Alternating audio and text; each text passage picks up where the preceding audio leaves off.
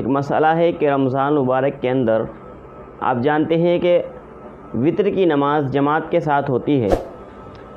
تراویح کے بعد جب 3 وطر جماعت کے ساتھ پڑھتے ہیں تو کبھی کبھار ایسا ہو جاتا ہے کہ امام جو ہے جب تیسری رکعت کے لیے کھڑا ہوتا ہے اور سورہ فاتحہ اور سورت ملانے کے بعد جب ہاتھوں کو کانوں تک اٹھایا جاتا ہے دعائے قنوت پڑھنے کے لیے، تو بجائے ہاتھوں کو کانوں تک اٹھانے کے امام بھولے سے رکوع کے اندر چلا جاتا ہے۔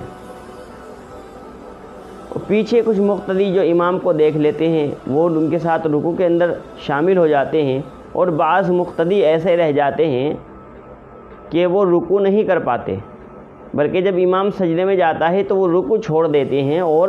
امام کے ساتھ سجدے میں چلے جاتے ہیں۔ تو ان مقتدیوں کا جنہوں نے رکوع نہیں کیا، تو ان مقتدیوں کی نماز کا کیا حکم ہے؟ تو جاننا چاہیے، یہ بہت اہم مسئلہ ہے۔ سبھی حضرات جو ہیں غور سے اس بات کو سنیں کہ جب امام نے رکوع کر لیا تو پچھلے جو مقتدی تھے ان کو بھی چاہیے تھا کہ وہ رکوع کر لیتے، لیکن اگر انہوں نے ایسا نہیں کیا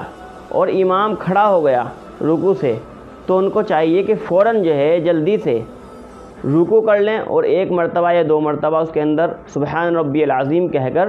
اس کے بعد کھڑے ہو جائیں، اور کھڑے ہو کر امام کے ساتھ سجدے میں شامل ہو جائیں۔ تو اس صورت میں امام سجدہ سہو کر کے اپنی نماز مکمل کرے گا تو ان مقتدیوں کی نماز بھی مکمل ہو جائے گی جنہوں نے رکوع کر لیا تھا۔ اور اگر کسی شخص نے، کچھ مقتدیوں نے رکوع نہیں کیا بلکہ امام نے رکوع کیا اور وہ کھڑے ہی رہ گئے، اور پھر جب امام سجدے میں گیا تو وہ سجدے میں چلے گئے، تو ایسے تمام حضرات جنہوں نے رکوع نہیں کیا ان کی نماز نہیں ہوئی، ان کو اپنی نماز یعنی وطر کی 3 رکعت لوٹانی پڑیں گی،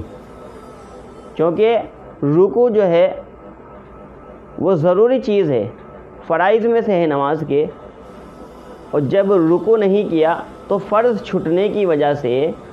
کیونکہ سجدہ اور رکوع یہ فرض ہیں، تو فرض کے چھوٹنے کی وجہ سے نماز نہیں ہوگی۔ اس لیے جو حضرات رکوع نہیں کر سکے امام کے ساتھ وہ حضرات اپنی نماز کو لوٹائیں۔